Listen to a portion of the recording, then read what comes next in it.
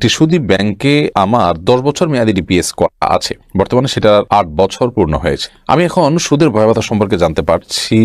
আমার কি এখন এই ডিপিএস ভেঙে দেওয়া জরুরি? শিশুদের কপালের কালো ফোঁটা বা টিপ দেওয়া হয়, এটা কতটা যৌক্তিক? ক্রিকেট খেলার জার্সি পরিধান করে নামাজ পড়ে নামাজ হবে কিনা? হায়েজ অবস্থায় কোরআনের তাফসীর পড়া যাবে কিনা? নামাজরত অবস্থায় ভূমিকম্প হলে করণীয় কি? পিরিয়ডের সময় আমি দরুদ শরীফ পড়তে পারবো কিনা? দাড়ি সোজা করার জন্য কোনো কিছু ব্যবহার করা যাবে কিনা? মেয়েদের নিয়ে বাজে চিন্তা ভাবনা আসলে বা রক্তের কাউকে স্বপ্নে খারাপ কিছু দেখলে এর থেকে কিভাবে বিরত থাকা যায়? আমার বান্ধবীর সমকামী কিছুদিন আগেই জানতে পেরেছি, তাকে কোরআন হাদিসের আলোকে অনেক বুঝিয়েছি কিন্তু সে ফেরেনি। আমার কি তার সাথে বন্ধুত্ব রাখা উচিত হবে? আমাদের বাসার পানিতে খুব দুর্গন্ধ, তাই তেমন করে নামাজ আদায় করা যাবে কি? সুদখোর মেয়েকে বিবাহ করা যাবে কি? সূর্য গ্রহণে কি মহিলাদের উপর কোনো প্রভাব পড়ে? দুষ্টমি করে আমি আমার স্বামীকে শয়তান বলি, আমার স্বামীও আমাকে শয়তান বলে, এতে কি আমাদের গুনাহ হবে? তাহলে আর বিলম্ব না করে চলুন আমরা প্রশ্ন উত্তর দেওয়ার পালায় প্রবেশ করি। ফারজানা কুলি আপনি লিখেছেন, হায়েজ অবস্থায় কোরআনের তাফসীর পড়া যাবে কিনা? কোরআনের ব্যাখ্যামূলক কোনো বই পুস্তক ইত্যাদি, তাফসীর গ্রন্থ ইত্যাদি পড়তে পারেন। আবু সাইদ আপনি লিখেছেন, অনেক ইসলামী বইয়ে কিছু কিছু কোরআন আয়াত থাকে, ওই বই কি ওযু ছাড়া স্পর্শ করা যাবে? যদি বেশিরভাগই কোরআন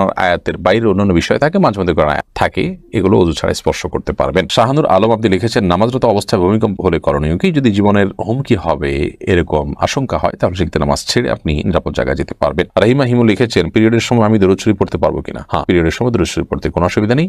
দরুদ পড়তে পারবেন, জিকির করতে পারবেন, আল্লাহর কাছে দোয়া করতে পারবেন, কোনো অসুবিধা নেই। মারজুক রাসেল এআইডি থেকে আপনি লিখেছেন, দাড়ি সোজা করার জন্য কোনো কিছু ব্যবহার করা যাবে কিনা? কোনো অসুবিধা নেই। দাড়ি কোকড়ানো থাকে, আপনি চিরুনি দিয়ে আছড়ালেন কিংবা এটাকে সোজা করলেন, অসুবিধা নেই। কিন্তু অস্বাভাবিক রকমের যে সোজা করা হয় একদম কাটার মতো করে, মানে এটা আল্লাহর সৃষ্টিতে পরিবর্তন, যার কারণে এটি জায়েজ নয়। আল্লাহ তাআলা বলেছেন, লা তাবদীলা লিখালকিল্লাহ, আল্লাহর সৃষ্টিতে পরিবর্তন করা জায়েজ নয়। মেহরিমা মেহের আপনি আইডি থেকে লিখেছেন, আমার বান্ধবীর সমকামী কিছুদিন আগেই জানতে পেরেছি, তাকে কোরআন হাদিসের আলোকে অনেক বুঝিয়েছি কিন্তু সে ফেরেনি। আমার কি তার সাথে বন্ধুত্ব রাখা উচিত হবে? অবশ্যই আপনি তাকে বয়কট এবং বর্জন করা উচিত, মন্দ মানুষের সংস্রব ত্যাগ করা উচিত। কিন্তু তাকে সংশোধনের উদ্দেশ্যে যদি সম্ভাবনা থাকে, তাহলে সেই উদ্দেশ্যে তার সাথে যোগাযোগ রাখতে পারেন, তার নিশ্চিত দাওয়া তাকে পেশ করার জন্য কানেক্টেড থাকলে সেটি জায়েজ হতে পারে। রাসেল সাদিন আইডি থেকে আপনি লিখেছেন, মেয়েদের নিয়ে বাজে চিন্তা ভাবনা আসলে বা রক্তের কাউকে স্বপ্নে খারাপ কিছু দেখলে এর থেকে কিভাবে বিরত থাকা যায়? স্বপ্নে খারাপ কিছু দেখলে তারা আপনার নিয়ন্ত্রণের বাইরে, ইস্তেগফার করবেন, ইচ্ছাকৃত কল্পনা করবেন না।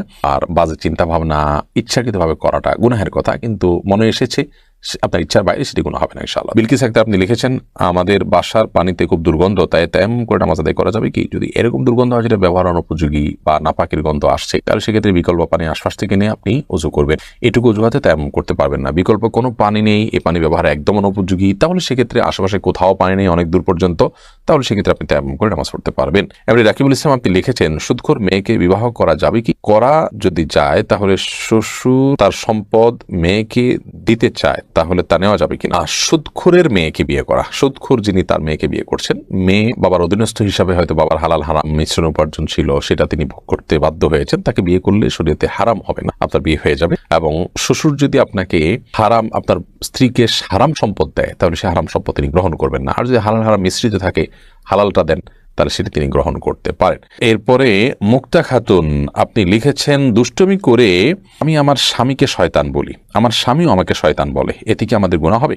অবশ্যই গুনাহ হবে, কারণ স্বামী স্ত্রী একে অন্যকে কিংবা অন্য যে কোনো মানুষ একে অন্যকে দুষ্টমি করে শয়তান বলা উচিত নয়। কাউকে শয়তান বলা, এটা রীতিমতো তাকে গালি দেওয়া শামিল। কাউকে কাফির বলা, অমুসলিম বলা, শয়তান বলা, এটা দুষ্টমি করার কোনো বিষয় না। শয়তান অভিশপ্ত, আপনি কি আপনার স্বামী বা স্ত্রী অভিশপ্ত হোক সেটি চান, তাহলে আপনি তাকে এটা কিভাবে বলতে পারেন? আমরা আজকাল দুষ্টমি করে অনেক শক্ত জঘন্য গালমন্দ করে থাকি, এটি আমাদের দ্বীনের বিষয় হেয়ালিপনার প্রমাণ করে এবং এটি কোনো সুবিবেচক মানুষের কাজ হতে পারে না। অমিনুর রহমান আপনি লিখেছেন, সূর্য গ্রহণে কি মহিলাদের উপর কোনো প্রভাব পড়ে? অনেকে মনে করেন কোনো কিছু কাটা যাবে না, এটা আমার পরিবারও মানে। কদিন আগে সূর্যগ্রহণ হয়ে গেল বাংলাদেশে, এবং প্রায় সময় শুনি আমরা সূর্যগ্রহণ হলে বিশেষ করে এ ধরনের নানান চিন্তাধারা মানুষের মধ্যে আছে, সেটি মানুষ প্রকাশ করে। সূর্যগ্রহণের কোনো প্রভাব মহিলাদের উপর বেশিরভাগ পড়ে না, এটি একান্তই কুসংস্কার, এটা না বৈজ্ঞানিকভাবে প্রমাণিত না ইসলামিকভাবে প্রমাণিত। সূর্যগ্রহণের সময় একজন নারী কোনো কিছু কাটাকাটি করতে পারেন, তিনি ঘুমোতে পারেন, শুতে পারেন, রেস্ট করতে পারেন, উঠতে পারেন, বের হতে পারেন, অন্য সময় যে কাজগুলো করতে পারেন সূর্যগ্রহণের সময় একই কাজ করতে পারেন, কোনো অসুবিধা নেই। কোনো পরিবারের মধ্যে এরকম কুসংস্কার থাকলে সেগুলো তাদের দূর করা উচিত। একজন মুসলিম কুসংস্কারের জন্য বিশ্বাসে বিশ্বাসী হতে পারেন না, যেটা না বৈজ্ঞানিকভাবে অভিজ্ঞতার আলোকে যার ক্ষতির কোনো প্রমাণ নেই, আবার কোরআন এবং হাদিসের আলোকেও যেটি আপনার আমাদের জন্য ক্ষতিকর প্রমাণিত নয় সেটিকে ক্ষতিকর মনে করা, এটি এক ধরনের ভুল বিশ্বাস এবং আমাদের ইমানের সাথে পরিপন্থী ধারণা। তাসবির আপনি আইডি থেকে লিখেছেন, ক্রিকেট খেলার জার্সি পরিধান করে নামাজ পড়ে নামাজ হবে কিনা? নামাজ তো হয়ে যাবে, কিন্তু এরকম কোনো পোশাক পরে সালাত আদায় করা উচিত নয় যেটা পরে আমরা সম্ভ্রান্ত কোনো ব্যক্তির সাথে সাক্ষাৎ করতে যাই না, গুরুত্বপূর্ণ এবং সিরিয়াস কোনো মজলিসে যাই না। কোরআন কারীমে আল্লাহ তাআলা বলেছেন, ইয়া বানি আদম খুযু যিনাতাকুম ইনদা কুল্লি মাসজিদ, তোমরা প্রত্যেক নামাজের সময় সৌন্দর্য গ্রহণ করো, অর্থাৎ সুন্দর পোশাক পরিধান করে। জন্য এরকম পোশাক পরে সালাত আদায় করা সালাতের সাথে যায় না, সালাতের প্রতি আপনার যে আমাদের সম্মান প্রদর্শন থাকার কথা বা যে শ্রদ্ধা বোধ থাকার কথা সেটার সাথে সঙ্গতিপূর্ণ হয় না। যেই পোশাকের মাধ্যমে আমরা যেটা আমাদের খেলার পোশাক বা এই জাতীয়, তবে নামাজ হয়ে যাবে এরকমটি নিয়মিত করা অনুচিত। শামীম রেজা আপনি লিখেছেন আইডি থেকে, শিশুদের কপালের কালো ফোঁটা বা টিপ দেওয়া হয়, এটা কতটা যৌক্তিক? শিশুর কপালে কালো টিপ যদি দেওয়া হয় শুধু সৌন্দর্যের জন্য, টকটকে ধরুন সাদা, টকটকে লাল কিংবা সাদা কোনো বাচ্চা দেখা গেল যে তার কপালের এক কোণে একটু কালো টিপ হলে সাদা মানুষের মধ্যে এটা ফুটে থাকবে, সুন্দর হবে, সৌন্দর্যের জন্য আপনি দিতে পারেন।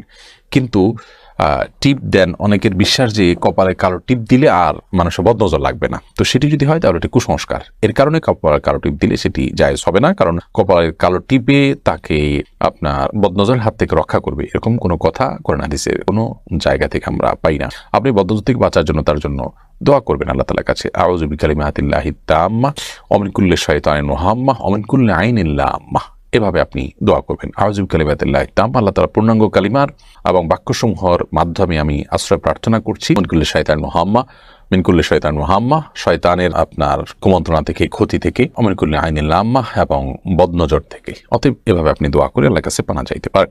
আমিদুর রহমান আপনি লিখেছেন, একটি সুদী ব্যাংকে আমার 10 বছর মেয়াদি ডিপিএস আছে, বর্তমানে সেটার 8 বছর পূর্ণ হয়েছে। আমি এখন সুদের ভয়াবহতা সম্পর্কে জানতে পারছি, আমার কি এখন এই ডিপিএস ভেঙে দেওয়া জরুরি, নাকি বাকি 2 বছর পূর্ণ করে ভাঙতে পারবো? এখন ভেঙে দিলে মূল টাকাটা কেবল পাবো, কোনো ইন্টারেস্ট পাবো না, এতে সুদী ব্যাংক লাভবান হবে কিন্তু গরিবের হক তো নষ্ট করা হবে। তাই এখন আমার কি করা উচিত? দেখুন, সুদের কারবার করে তারপর গরিবের উপকার করা, এটার কোনো প্রয়োজন নেই। আমরা অনেকেই ভুলটা করি। আমাদের কাছে অনেকে এও প্রশ্ন করেন যে আমি কোন একটা ব্যাংকে রাখলে ইন্টারেস্ট কম পাবো, আরেক ব্যাংকে টাকা রাখলে ইন্টারেস্ট বেশি পাবো, তো আমি বেশি পাবো যে ব্যাংকে, সেখানে টাকাটা রেখে যদি আমি মুনাফা নেই তাহলে সেই মুনাফার টাকা তো গরিবের বেশি উপকার হবে, এটা জায়েজ হবে কিনা? তো আমরা এর উত্তরে বলি যে না, আপনার জন্য সুদী ব্যাংকে লেনদেন করাই জায়েজ নয়। আপনি সুদের কারবার করে টাকাটা নিজে খাবেন না, আরেকজনকে দিবেন, কারবারটা তো আপনি করলেন, চুক্তির হাতে আপনি মেনে নিলেন। আল্লাহ তাআলা সুদ খেতে যেমন নিষেধ করেছেন, সুদের কারবার, সুদের চুক্তি, সুদের লেনদেনকে মেনে নেওয়া বা এটার সাথে সম্পৃক্ত হওয়াটাকেও নিষেধ করেছেন। সুদের সাথে সংশ্লিষ্ট সকলের প্রতি এই জন্য তো লানত বর্ষিত হয়। যে সুদ লিখলো, সে সুদের সাক্ষ্য দিল, বিভিন্নভাবে ইনভলভ হলো, তাদের সবার প্রতি লানত বর্ষিত হয়। যার কারণে আপনার জন্য উচিত হবে 8 বছর হলেও আপনি এখনই ফিরে আসা।